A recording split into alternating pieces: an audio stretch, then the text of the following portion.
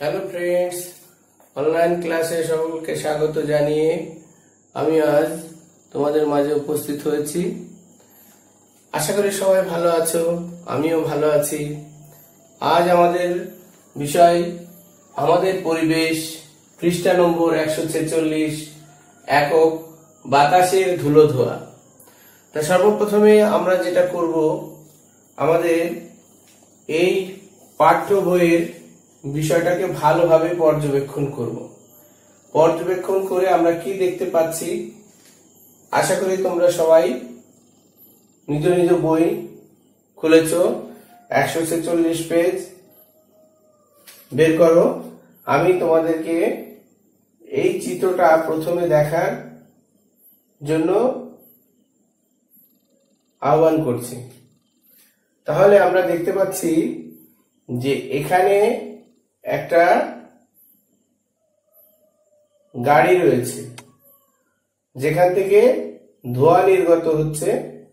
একটা মেয়ে স্কুলে যাচ্ছে, তার মুখে রুমাল দিয়ে সে স্কুলে যাচ্ছে। তাহলে এখানে পরিবেশে যে ধোঁয়া নির্গত হচ্ছে বা পরিবেশ দূষণ হচ্ছে, এই চিত্র থেকে আমরা কিন্তু সেটা দেখতে পাচ্ছি। এবার আমরা আসি মূল বিষয়ে, দেখি এর মধ্যে কি রয়েছে, সেগুলো আমরা পড়ে তারপর আমরা ধরে ধরে এটাকে বোঝার চেষ্টা করব। তা প্রথমে আমি তোমাদের, আমার সঙ্গে তোমরা পড়বে, কেমন হাত দিয়ে পড়বে, প্রত্যেকটা লাইন ধরে ধরে আমরা প্রথমে পড়ব। তো প্রথমেই আমরা শুরু করছি হেডিং দিয়ে, শিরোনাম অর্থাৎ বাতাসের ধুলো ধোয়া। তিন্নির কদিন থেকে বেশ কাশি, রাতের দিকে দমক বাড়ে, বুকের মধ্যে সাই সাই শব্দ, শ্বাস নিতে কষ্ট হয়। বাড়ি থেকে কিছুটা দূরে স্কুল, হাঁটা পথেই যাওয়া যায়, তবে রাস্তায় বেশ গাড়ি রয়েছে। গাড়ির কালো ধোঁয়ায় ওর খুব কষ্ট হয়।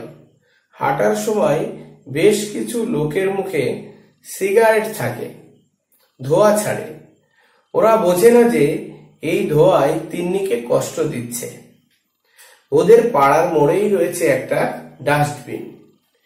বেশ কিছুটা জায়গা জুড়ে ইঁদুর মরা থেকে বাড়ির যাবতীয় নোংরা পচে গলে পড়ে রয়েছে, নিয়মিত পরিষ্কার হয় না। ওদের স্কুলের ঠিক আগে একটা সিমেন্টের গুদাম আর গাড়ি রং করার গ্যারেজ। সিমেন্টের ধুলো আর রঙের ফোঁটায় ওর দম আটকে যায়।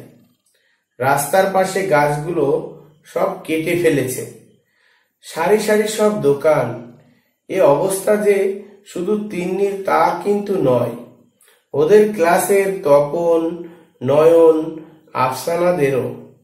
তাহলে আমরা প্রথমে একবার পড়ে নিলাম, তাহলে এখান থেকে আমরা অনেকগুলো জিনিস জানতে পারলাম। এবার আমরা আসছি, এই বিষয়টাকে ভালোভাবে তোমাদের সামনে আমি বুঝিয়ে দেব, যে যে জায়গা থেকে আমরা আরো নতুন নতুন কিছু জানবো, সেই বিষয়গুলো আমি তোমাদের এবার ক্লিয়ার করে দিচ্ছি। তাহলে প্রথম দেখো, এখানে যে আমরা এই পাঠ্যাংশে যদি আমি তোমাদেরকে বলি যে কটা নাম আমরা লক্ষ্য করলাম, তাহলে দেখব প্রথমে তিন্নি রয়েছে, তারপরে রয়েছে তপন, নয়ন এবং আফসানা। তাহলে আমরা এখান থেকে 4 জন বন্ধুর নাম জানতে পারলাম। তোমরাও যেমন রাস্তায় যখন তোমরা স্কুলে যাও, তখন তোমাদের কিন্তু অনেক বন্ধু থাকে, সে বন্ধুদের বিভিন্ন নাম রয়েছে।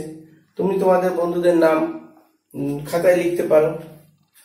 তাহলে এবার আসছি পরবর্তী লাইনে, রাতের দিকে দমক বাড়ে, বুকের মধ্যে সাই সাই শব্দ। আমরা দেখেছি যখন আমাদের সর্দি কাশি হয় বা কারো যদি হাঁপানি রোগ থাকে, তাহলে দেখবে যে বুকের মধ্যে একটা সাই সাই শব্দ হয়, শ্বাস নিতে কষ্ট হয়। আচ্ছা, এই প্রসঙ্গে শ্বাস কথার সঙ্গে তোমরা কতটা ওয়াকিবহাল আমি জানি না, তবে আমি তোমাদের জ্ঞাতার্থে এই শ্বাস কথাটা আমি একটু ক্লিয়ার করে দিচ্ছি। তাহলে শ্বাস হচ্ছে একটা শ্বসন প্রক্রিয়া, যে সহজ বাংলায় যদি আমরা বলি সোজাভাবে, যে আমরা এই শ্বাসকার্য এবং প্রশ্বাস এবং নিঃশ্বাসের প্রশ্বাসটা কি, আমরা হচ্ছে বাতাস থেকে যে অক্সিজেনটা টেনে আমরা শরীরের মধ্যে নিচ্ছি, এটাকে বলা হয় প্রশ্বাস। আবার কিছুক্ষণ পরে দেখবে যে আমরা ছেড়ে দিই, নাক দিয়ে যে বায়ুটা নির্গত হচ্ছে সেটাকে নিঃশ্বাস বলা হয়। তাহলে এই প্রশ্বাসে কি যাচ্ছে, প্রশ্বাসে আমরা বায়ুমণ্ডল থেকে শুদ্ধ অক্সিজেন সহযোগে আমাদের শরীরের মধ্যে ছড়িয়ে পড়ছে, এবং কিছুক্ষণ পরে এই অক্সিজেনটাই আমাদের শরীরের মধ্যে থেকে মিশে গিয়ে কার্বন ডাই অক্সাইড তৈরি করে ফেলছে। সেই কার্বন ডাই অক্সাইড আমরা কিন্তু বাতাসে নিঃশ্বাসের মাধ্যমে ছেড়ে দিচ্ছি। তাহলে এই যে দুটো প্রক্রিয়াকে শ্বাস প্রক্রিয়া বলে। তাহলে আশা করি বন্ধুরা তোমরা বুঝতে পেরেছো শ্বাস প্রক্রিয়াটা কি। তাহলে শ্বাস নিতে কষ্ট হচ্ছে। এবার এই প্রসঙ্গে একটা কথা বলে রাখি, যে শ্বাস প্রক্রিয়াটা নিয়ন্ত্রণ কে করছে, এর যদি শ্বাস শ্বসন অঙ্গ বলে আমরা কাউকে চিহ্নিত করি, বা যার যদি কেউ তোমাদেরকে প্রশ্ন করে যে শ্বসন অঙ্গের নাম কি, তাহলে অনেকেই তোমরা জানো, তবু আমি তোমাদেরকে বলছি, এই শ্বসন অঙ্গের নাম হচ্ছে আমাদের এই বুকের পাঁজরের মধ্যে দুটো ফুসফুস আছে। ফুসফুস হচ্ছে আমাদের এই শ্বসন অঙ্গের নাম। তাহলে তোমরা এখান থেকে, এই বইয়ে কিন্তু এটা নেই, আমি তোমাদের জানানোর সুবিধার্থে এটা আমি তোমাদেরকে বুঝিয়ে দিলাম। তাহলে এবার বাড়ি থেকে বলছে কিছুটা দূরে, তাহলে বাড়ি থেকে কিছুটা দূরে হলে স্বভাবতই ছাত্র জীবন হচ্ছে পরিশ্রমের জীবন। এই জীবনে যারা পরিশ্রম করে এবং সময় মতো যারা পড়াশোনা করে এবং মা বাবার কথা শিক্ষকদের কথা শোনে, তারা কিন্তু সবসময় সাফল্য পায়। তাহলে বলছে কিছুটা দূরে, যেহেতু স্কুল হাঁটা পথেই যাওয়া যায়, তবে রাস্তায় বেশ গাড়ি রয়েছে। তাই আমরা সাধারণত শহরের পাশ দিয়ে যদি হেঁটে যাই, দেখা যায় যে প্রচুর গাড়ির সমাগম, অর্থাৎ আমাদের এখন সমস্ত গাড়ি দেখো ইঞ্জিন যুক্ত গাড়ি বেশি আমরা রাস্তাঘাটে দেখতে পাই। সেই ইঞ্জিনটা চলে কিসের সাহায্যে? তেলের সাহায্যে, বিভিন্ন ধরনের ডিজেল, পেট্রোল, হ্যাঁ। এবং আমরা এমনকি রাস্তাতে দেখেছি আমরা যেটা ইঞ্জিন ভ্যান বলি, সেই ইঞ্জিন ভ্যান কিন্তু কেরোসিন তেলেও চলে। তা এর থেকে যখন ইঞ্জিনটা চলে, এর থেকে একটা ধোঁয়া নির্গত হয়, কালো ধোঁয়া।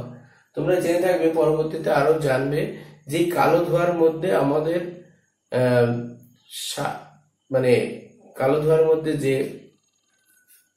ধোঁয়ার মধ্যে প্রচুর পরিমাণে কার্বন মনোক্সাইড গ্যাস থাকে, এছাড়া কার্বন ডাই অক্সাইড থাকে, যেটা আমাদের পরিবেশকে ভীষণভাবে দূষিত করে এবং আমাদের শ্বাসকার্যে কিন্তু ভীষণ ব্যাঘাত ঘটায়।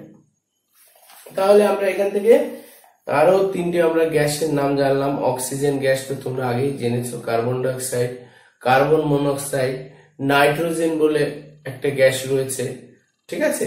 তাহলে আমরা অনেকগুলো গ্যাসের সম্পর্কেও জানলাম, যেটা আমাদেরকে পরিবেশকে দূষিত করে বা ক্ষতি করে। তাহলে আরো কি দেখতে পেলাম? কালো গাড়ির ধোঁয়ায় খুব কষ্ট হয়। আচ্ছা, হাঁটার সময় বেশ কিছু লোকের মুখে সিগারেট থাকে। দেখেছো যে আমাদের সমাজে অনেক লোক, তারা কিন্তু বিড়ি সিগারেট খায়। এর থেকে একটা ধোঁয়া নির্গত হয়, যে ধোঁয়াটা কিন্তু স্বাস্থ্যের পক্ষে খুবই ক্ষতিকারক। বিশেষ করে এই যদি কারোর বাড়িতে বাবা মা, বিশেষ করে বাবা যিনি থাকেন, তিনি কিন্তু অনেকেই ধূমপান করেন, সিগারেট বা বিড়ি খান।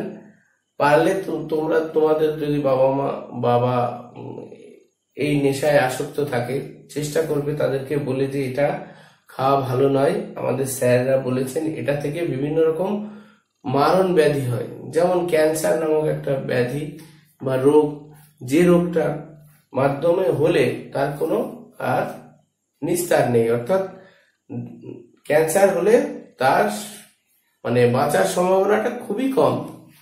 যদি প্রচুর অর্থ করে সময় মতো খরচ করতে পারে তাহলে হয়তো অনেক সময় বেঁচে যাওয়ার সম্ভাবনা থাকে। তবে সেই যত রকম ক্যান্সার দেখা গেছে বেশিরভাগ কিন্তু এই ধূমপান থেকেই বেশিরভাগ হয়। ওরা বোঝে না যে এই ধোঁয়া তিন্নিকে কষ্ট দিচ্ছে। ওদের পাড়ার মোড়েই রয়েছে একটা ডাস্টবিন। তাহলে ডাস্টবিন, আমরা ডাস্টবিনের নোংরা ফেলি, পচা গলা জিনিস ফেলে দিয়ে আসি, সেখান থেকে একটা দুর্গন্ধ নির্গত হয়।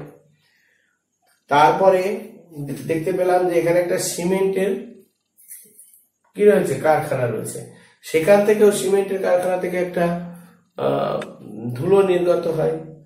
এছাড়াও গ্যারেজ থেকে কি, গ্যারেজে সাধারণত গাড়ি মেরামত করা হয়, সারাই করা হয় এবং পুরনো গাড়িকে রং করা হয়। সেই রঙের যে ফোঁটা বা কণা সেগুলোও কিন্তু বাতাসে মিশে আমাদের শ্বাসকার্যে মানে ব্যাঘাত ঘটায়। তাহলে মোটামুটি আমাদের আজকের এই ছিল আমাদের এই বাতাসের ধুলো ধোয়া বিষয়বস্তু সারাংশ। তা এইবার আমি তোমাদেরকে এখান থেকে কিছু শূন্যস্থান তৈরি করা শেখাবো। দেখো আমি মাঝখানে দেখো একটা লাইন রয়েছে, গাড়ির ড্যাশ ধোয়ায় ওর খুব কষ্ট হয়। তাহলে এখানে আমরা সহজেই লিখতে পারবো কালো ধোয়ায় ওর খুব কষ্ট হয়। তাহলে এখান থেকে আমরা একটা শূন্যস্থান কিন্তু পেয়ে গেলাম। পরের ঠিক তার পরের লাইনটাই দেখো, হাঁটার সময় বেশ কিছু লোকের মুখে ড্যাশ থাকে। তাহলে হাঁটার সময় বেশ কিছু লোকের মুখে সিগারেট থাকে, আমরা এখানে দেখেছি। তাহলে এখান থেকে আর একটা শূন্যস্থান আমরা পেয়ে গেলাম। তারপরে দেখো তার একটা লাইন পরেই আছে, ওদের পাড়ার মোড়েই রয়েছে একটা ড্যাশ। তাহলে আমরা পড়েছি ডাস্টবিন, সেখানে আমরা ওই শূন্যস্থানের জায়গায় ডাস্টবিনটা লিখে দেবো।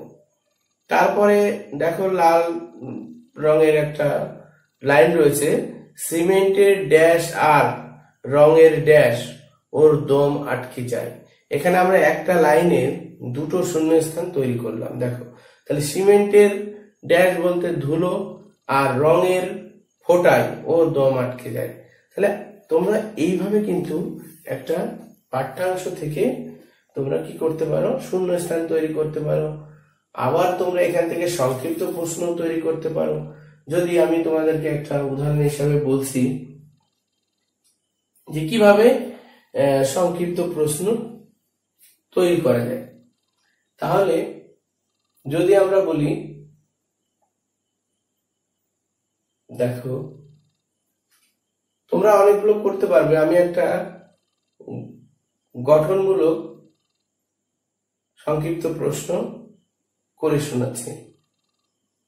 আচ্ছা, যদি বলা হয়, এরকম বলা হয়, কদিন থেকে কার বেশ কাশি ছিল, তাহলে তোমরা সহজেই উত্তর দিতে পারো, তিন্নির কদিন থেকে বেশ কাশি। তাহলে এখান থেকে কিন্তু একটা শর্ট কোশ্চেন বা সংক্ষিপ্ত প্রশ্ন তৈরি হয়ে গেল। ঠিক আছে, তদ্রূপ ভাবে